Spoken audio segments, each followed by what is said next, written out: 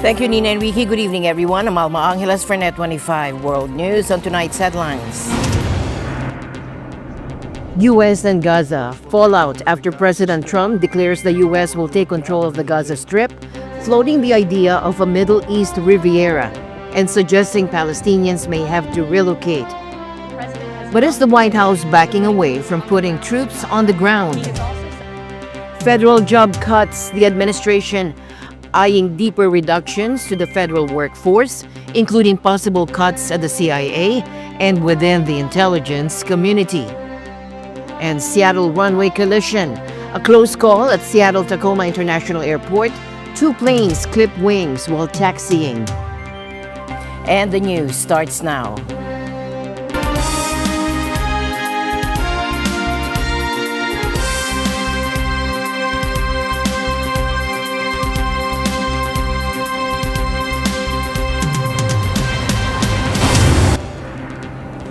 A seaside resort, gleaming hotels, tourists from all over the world. That's how Donald Trump envisions Gaza. But his proposal to take over the war-ravaged territory, relocate Palestinians, and turn it into the Riviera of the Middle East is igniting fierce backlash. Standing beside Israeli Prime Minister Benjamin Netanyahu in Washington, Trump laid out his plan. Flatten what's left of Gaza and rebuild it under U.S. control. He insisted it would be a thriving international hub, with Palestinians moved to Egypt and Jordan. The U.S. will take over the Gaza Strip, and we will do a job with it too. We'll own it, level the site and get rid of the destroyed buildings, level it out, create an economic development that will supply unlimited numbers of jobs and housing for the people of the area. I do see a long-term ownership position, and I see it bringing great stability to that part of the Middle East and maybe the entire Middle East.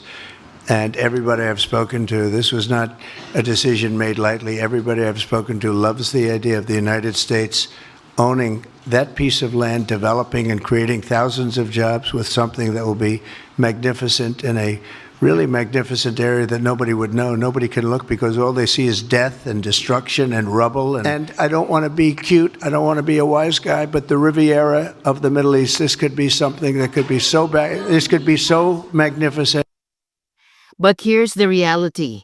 Gaza is no blank slate. It's home to more than 2 million people, many of whom have already been displaced by war. Once a 30-minute drive from end to end, now much of the Strip is unrecognizable. Over 60% of its buildings have been damaged or destroyed. For those who have lost everything, Trump's vision isn't a dream. It's a nightmare. About Trump's call to resettle Palestinians in Jordan, Egypt, or any other Arab or Islamic country, we also heard of Indonesia in the past. Neither the Arab countries nor the Palestinians will accept it. How can a Palestinian, who holds the Palestinian nationality and whose ancestors died on this soil, go to Egypt, Jordan, or any other country? This is rejected and it will not pass on the Palestinians. Governments across the world, including Egypt, Jordan, and Germany, the United Nations and human rights groups call it ethnic cleansing. In the search for solutions, we must not make the problem worse. It is vital to stay true to the bedrock of international law. It is essential to avoid any form of ethnic cleansing. There is no power on earth that can remove the Palestinian people from our ancestral homeland, including Gaza. Well, my first reaction was that's Trump being Trump. There's no way in hell that this thing is going to work. It involves too many moving parts. It involves ethnic cleansing of Palestine, of Gaza. It involves the American commitment of troops. It involves violations of international law. It involves the Palestinians renouncing their entitlement to the land on which they are. So it's just not going to work.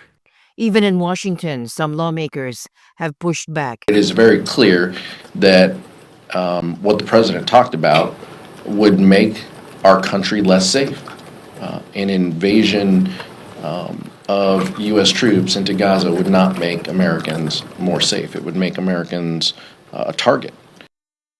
His press secretary later clarified no U.S. troops would be involved, but Trump sees American leadership as key to stabilizing the region. The president has not committed to putting boots on the ground in Gaza. He has also said that the United States is not going to pay for the rebuilding of Gaza.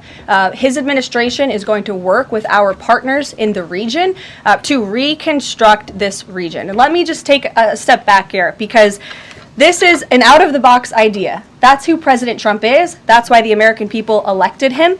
And his goal is lasting peace in the Middle East for all people in the region. What President Trump announced yesterday is the offer, the willingness of the United States to become responsible for the reconstruction of that area.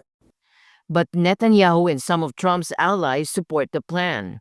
But the actual idea of allowing first Gazans who want to leave, I mean, what's wrong with that? They can leave, they can then come back, they can relocate and come back, but you have to rebuild Gaza. If you want to rebuild Gaza, you can't have... this is the first good idea that I've heard. It's a remarkable idea, and I think it should be really pursued, examined, pursued, and done, because I think it will create a different future for everyone. Well, it was amazing what we saw yesterday. I mean, Donald Trump in Washington, in fact, show us how you can draw a new Middle East, but this time a realistic Middle East. Not those dreams, I mean, this Alice or Arafat in Wonderland that we had for 3 or 4 decades, I mean, in which you could think that you would bring back terrorists to the region or just beside us. And in fact, you might even give them a Nobel Prize and everybody will be happy forever after. No. Here, you kill the bad ones and you do peace with the good ones. And this time you really draw a new Middle East. And this president is amazing. And Donald Trump, I'm not ashamed to say, here in Israel, I mean, you know, in my party or anywhere, if you would come here, I mean, and we have elections, my God, you and Netanyahu, equal. You'll both win. And Trump has a strong sense of right and wrong. And it's clear to him who's in the right and who's in the wrong. There's no room for terrorism. There's no room for killing innocent people. And I think that Trump is a very strong presence in the world in general, and specifically in the Middle East. And I think if anybody can bring a sense of stability to the Middle East, it'll be Trump. Well, he's setting the bar high. He's setting the bar very, very high. He wants to move everybody out of Gaza. I think that's an ideal, because Gaza is not helping anybody. The people from Gaza they're suffering, we're suffering, and the world is suffering. And I think he's got the right idea. How to implement it is a different story. But if anybody can do it, it'll be Trump. With Gaza in ruins and the war still ongoing, Trump's plan raises more questions than answers. Could it further escalate tensions? What happens to the people already there? And is this the end of hopes for a two-state solution? One thing is clear, Trump's proposal has set off a firestorm and the world is watching. And tonight, a stunning development at America's premier intelligence agency. The CIA is going through what might be its biggest ever shakeup ever. And here's the bombshell. Every single employee has just received a buyout offer. That's right. From analysts to operatives, they're all facing a choice. Take 8 months' pay and walk away, or roll the dice and possibly face layoffs down the road. The numbers here are eye-opening. While the exact headcount is classified, we're talking about roughly 20,000 employees. And this isn't happening in a vacuum. It's part of a larger push by the Trump administration to reshape the federal government. But here's where it gets interesting. The CIA isn't just any government agency. We're talking about the organization that tracked down Osama bin Laden, that's been America's eyes and ears around the globe since 1947. And now, under new director John Ratcliffe, it's facing a dramatic transformation. Let me share with you what Ratcliffe himself said about this. I will unapologetically empower the most talented, hardest working, and most courageous risk takers and innovators to protect the American people and advance America's interests. And I will not tolerate anything or anyone that distracts from our mission. Strong words, but here's the catch, and this is crucial. Ratcliffe gets to decide who stays and who goes. Some of these operations are so classified, they can't just be handed off. Some have been running for years, and certain personnel, they might be too valuable to let go. The CIA has always been a paradox, an agency that works in the shadows but shapes world events. From the Cold War to the War on Terror, they've been there. Critics are raising red flags, warning that expertise might take a backseat to political loyalty. Supporters say it's about time for a clean slate. But here's the burning question. What happens to America's intelligence capabilities during all this?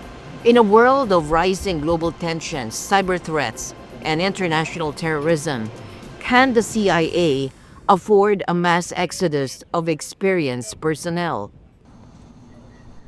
China is challenging the U.S. and the World Trade Organization, accusing President Trump's new tariffs and the end of a key duty-free exemption of breaking trade rules. Take a look. China filed a World Trade Organization complaint against U.S. President Donald Trump's new 10% tariff on Chinese imports. In the Wednesday filing, China argues that the tariff, as well as Trump's cancellation of a duty-free exemption for low-value packages, are protectionist and break WTO rules. It says the duties are discriminatory and, quote, are imposed on the basis of unfounded and false allegations concerning China. Beijing's complaint also comes after Trump's move to shut a trade loophole that allowed small-value packages to be shipped duty-free. The so-called de minimis provision, used widely by e-commerce giants like Shein and Temu, exempted packages with goods worth less than $800 from duties. Around 1.36 billion shipments entered the United States using the de minimis provision in 2024. The Trump administration has blamed the de minimis exemption for allowing fentanyl and its precursor chemicals to enter the U.S. unscreened. Recent Reuters reporting has also found that drug traffickers are exploiting the exemption. Beijing's Wednesday WTO filing could lead to a ruling that Trump's duties violated trade rules, in the same manner that a 2020 ruling found that his first-term China tariffs broke trade regulations. However, such a victory would be unlikely to satisfy Beijing because the WTO's appeals body has been largely inoperable for years. That's because of Washington's blocking of appointments of appellate judges over what it views as judicial overreach by the body, which has prohibited a final decision in the 2020 case. Now, for a brief moment, it looked like packages from China and Hong Kong would no longer reach American doorsteps. The U.S. Postal Service suddenly stopped accepting parcels from those regions. But just as quickly, it reversed course. Take a look. The U.S. Postal Service did a U-turn on Wednesday. It had suspended the delivery of parcels coming from China and Hong Kong, but later said it will now accept them. That follows President Donald Trump's move to shut a trade loophole that allowed small-value packages to be shipped duty-free. The so-called de minimis provision allowed importers and U.S. shoppers to avoid duties on goods worth less than $800. The change posed a big challenge for fast-growing online retailers like Temu and Shein. They've built big businesses shipping products from China at rock-bottom prices, often using the de minimis rule. USPS did not immediately comment on whether its temporary suspension had been tied to Trump's order ending de minimis shipments from China. We're going to do very well against China and against everybody else. His move was announced on Saturday and came into force from 1 minute past midnight on Tuesday. Shein and Temu might face further complications in the US. Reports by news website Semaphore claim the Department of Homeland Security could add the pair to its list of firms suspected of using forced labor. The report said no final decision had been made. Both firms denied using forced labor. Responding to Trump's tariffs, Beijing has put several US firms, including Alphabet's Google, on notice that they could face sanctions by China. The U.S. Postal Service's temporary suspension of parcel services from Hong Kong has left residents grappling with the unforeseen disruption, with the effect noticeably felt at post offices across the Chinese territory. Businessman John Can found himself at the receiving end of this sudden policy shift. It's not very good actually for us. Like Hong Kong has a very good reputation for everything, but this is a political war and we don't know what to do. Definitely it's not good for us because this is one of the main source for us to send the goods to USA and receive. At a local Hong Kong post office counter, Kan, who was seeking to check the status of a package he had sent to the US 2 days ago, expressed frustration after a staff member told him it wasn't possible to ascertain where his delivery might be now. I don't know why we are victim in middle of this political bullfight. So that's what it's very disturbing for us actually, very disturbing. So that's why I posted yesterday something, and now when I see that this news came and my friends they informed me and I saw the news, and then I just come here and when I called the hotline, they told us that you are not the only one.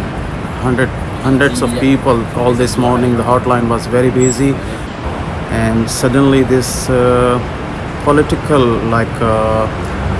they imposing the duties and the other thing like it's a kind of political war which is affecting the local people.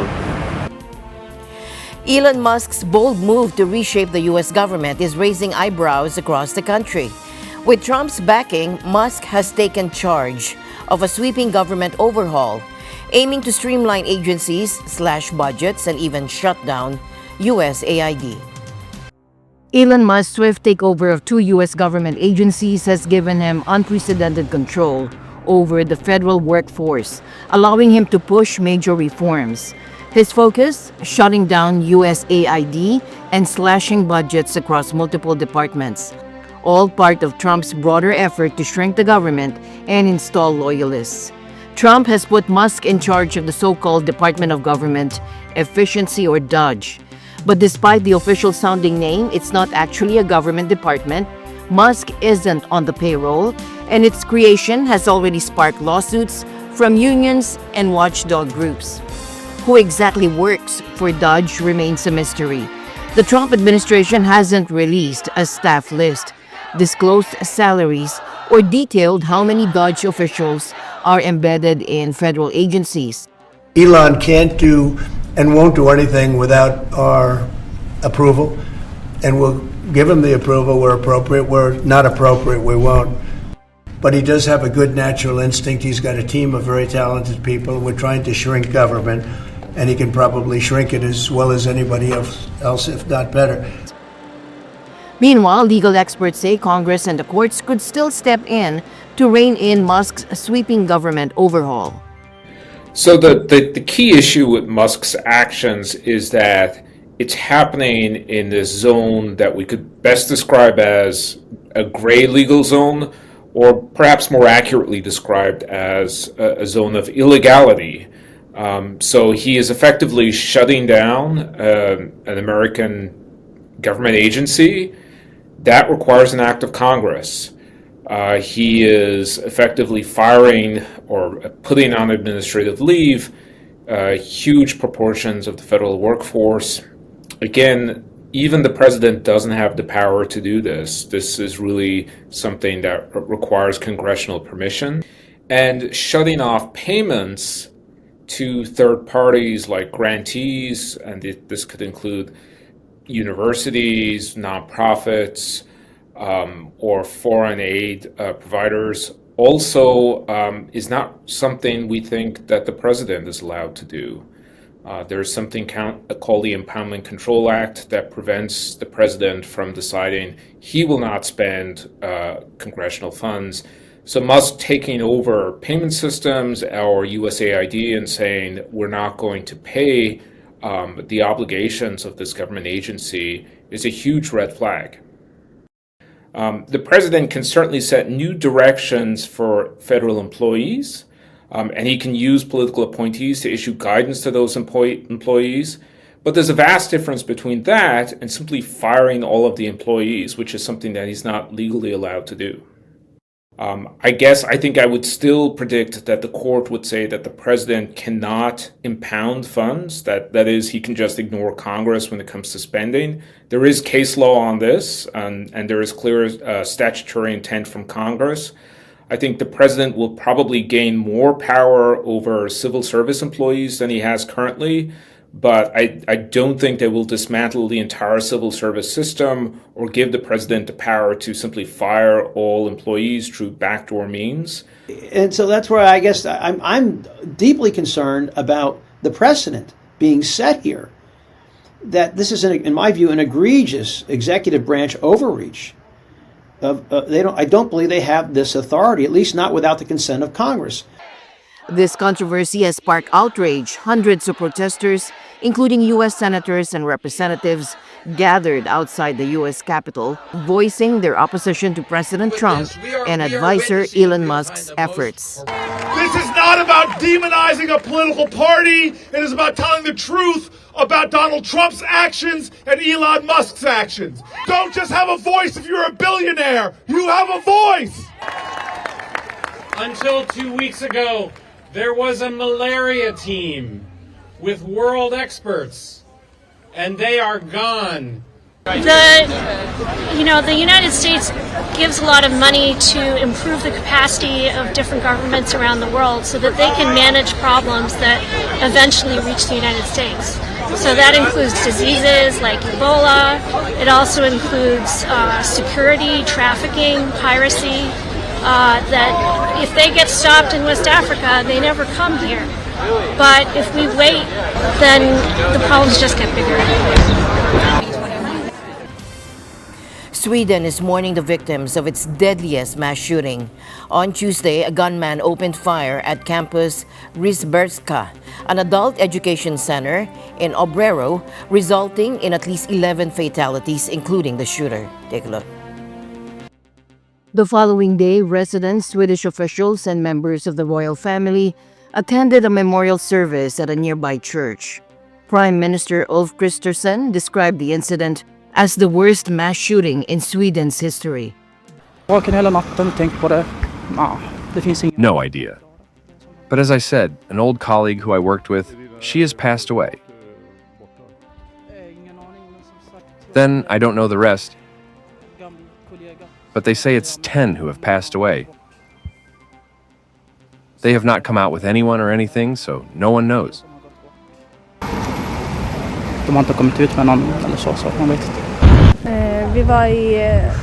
We were near the classroom and I told my friends that I didn't want to be here. I felt something, but I couldn't know what was going to happen. Then when I told them that I didn't want to be here, can we go to the classroom? Yes, and it started there. They said that when he had come into the restaurant, and the restaurant is near the door, and he started to shoot everyone. Until now, we know that 11 died, but I thought it was more, because when they came out, there was chaos. Flags are at half-staff across Sweden in honor of the victims. The shooter, identified as 35-year-old Rickard Andersson, was found dead at the scene. Campus Risbergska primarily serves immigrants, aiming to improve their Swedish language skills and employment opportunities. Authorities have provided limited information, but confirmed that the attacker had no prior police record and legally owned the firearms used. The motive remains unclear, with no evidence linking him to terrorism or gang affiliations. As we said yesterday, the suspected perpetrator is one of the deceased, and we are continuing intensive investigative work to understand the circumstances surrounding him and try to create a picture to see if more are involved. Late Wednesday, multiple media outlets reported that Andersson had been unemployed for a decade and had previously been enrolled at the school. Some reports indicate he shouted racist remarks during the attack. Obrero's mayor stated that the city is in shock and urged patience as investigations continue. Meanwhile, King Carl Gustaf and Queen Sylvia gathered to honor the deceased.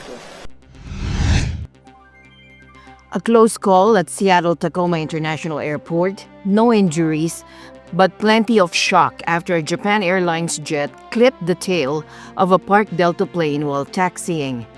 The Federal Aviation Administration says it's investigating the incident, which happened in an area not controlled by air traffic. Airport officials confirmed the JAL aircraft struck the Delta jet's tail and say they're working with both airlines to get passengers off safely. JAL says all 185 passengers and crew on board Flight 68, which had just arrived from Narita, are safe. But a passenger on the Delta flight described the moment, saying, "We were parked and then felt a big skid. The JAL plane sliced through our rudder with their wing." A video posted on social media shows the wing of the JAL plane wedged into the Delta's jet tail. A dramatic scene, but thankfully, no one was hurt. And the news continues here on NET25. We'll be right back.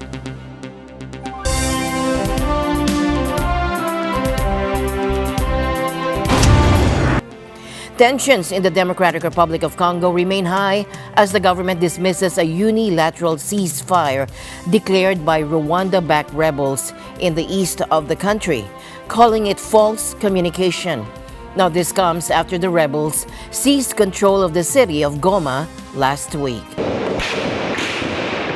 The situation on the ground is dire. Vivian Van Dempier, the deputy UN envoy in Congo, shared this grim update. So far, 2,000 bodies have been collected from the Goma streets in recent days, and 900 bodies remain in the morgues of the Goma hospitals. We do not think that number would not go up. We expect this number to go up. With morgues overflowing and power cuts preventing refrigeration, the need to bury the dead quickly has become urgent. Most mortuaries are located in hospitals, raising serious concerns about the spread of disease to patients and healthcare workers. So it has been a race against time to find burial sites, and it remains a race against time because identifying the body is becoming increasingly difficult. Each passing day makes our task even harder. The human cost of this conflict is staggering. Julian Zainab Barabara, a mother who lost her child in an explosion, shared her heartbreaking story.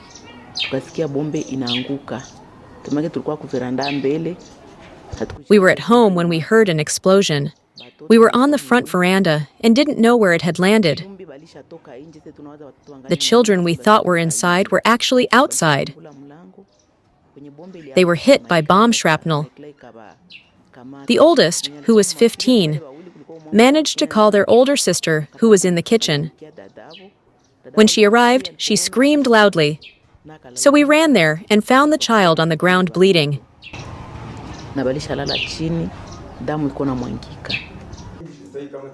Hospitals are overwhelmed. The Red Cross-run facility in Goma is treating twice as many patients as it has beds for, and supplies are running dangerously low.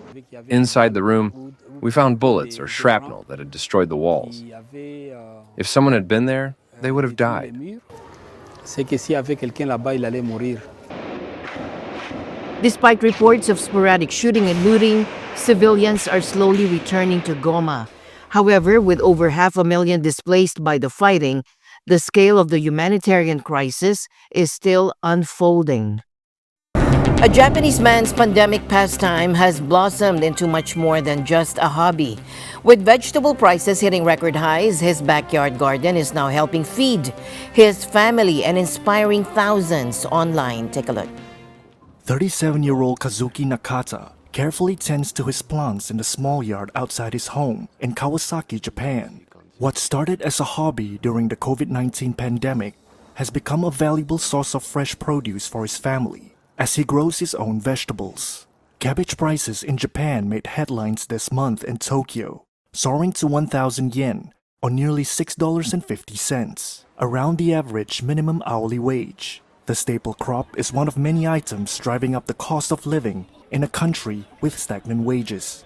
As the cost of living rises, Nakata's family feels the financial benefits of homegrown food more than ever.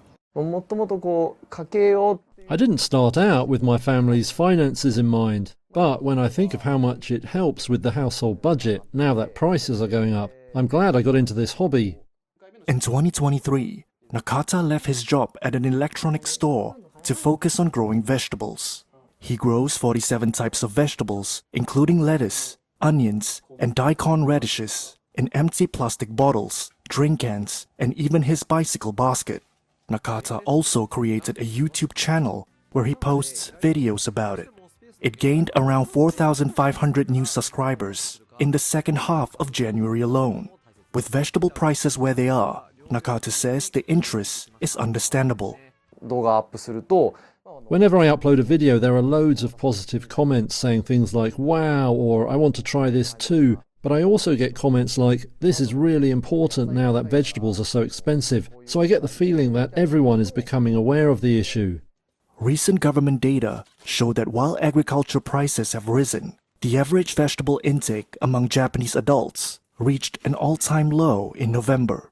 The Nakata family, however, is going against the trend. They say they're eating more fresh vegetables than ever before.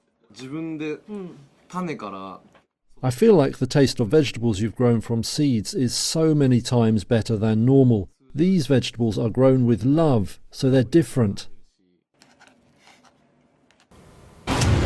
And with that, we end tonight's broadcast. For everyone here on NET25, I'm Alma Angeles. Thanks for joining us. Good night.